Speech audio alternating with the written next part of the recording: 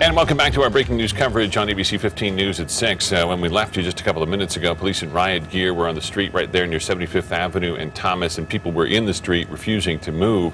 In just the last couple of minutes, you can see most of this crowd now appears to have gone onto the sidewalk. Yeah, so that looks like that they're trying to be at least a little bit peaceful after several students have been taken into custody. ABC 15's Brian Webb joins us now live. Brian, you were right in the middle of it. What happened to spark these kids to now go to the sidewalk?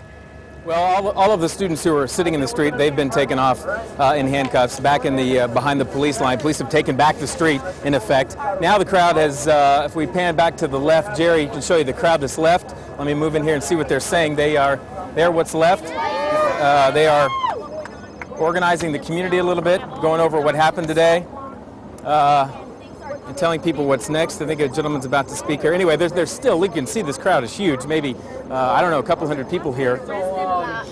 But police have definitely taken back the street. Let me hear what this gentleman has to say. Being united right now. We got to make sure we keep us united. We got to make sure we are united.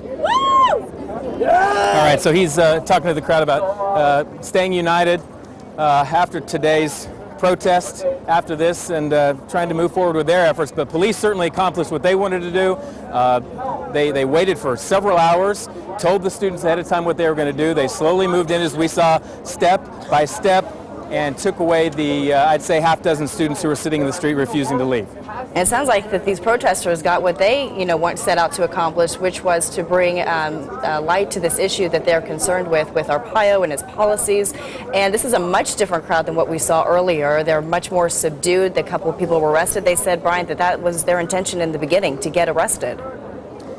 It certainly sounded like it. They were calling out Sheriff Joe and his deputies to come arrest them. Instead, police were here from the beginning. Police laid low for several hours. And you got to remember, we're dealing with high school students here. They weren't, anyway, they weren't about to go put up a struggle once officers took them away, but they weren't about to move either, shaking their fist right in the officers' faces. These officers are certainly daunting. There are at least 30 to 40 of them in riot gear with pepper spray and guns, and the students stood their ground until they were forcibly removed. Yeah, you got to hand it to Phoenix Police, though, really a textbook response here. They move in, they give a warning, they say that you can't be blocking the street, and then they suit up in riot gear and then come in and just slowly corral these students, remove a few of them, but no violent confrontations, which is always a good thing to see in a case like this. And typically their training tells them you move in a line and you don't respond with any more force than you need to. So unless somebody confronts them, they're just going to move into a line and try to corral people to get them off the street. And that's exactly what they've done here.